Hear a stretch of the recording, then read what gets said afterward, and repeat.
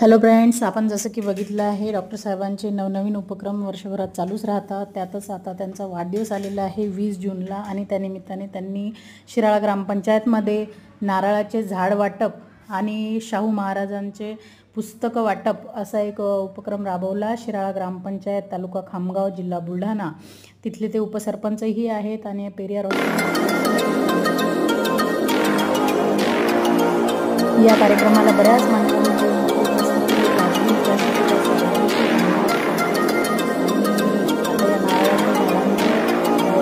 कसे केल्या जाते तेही आपण या व्हिडिओमध्ये बघू।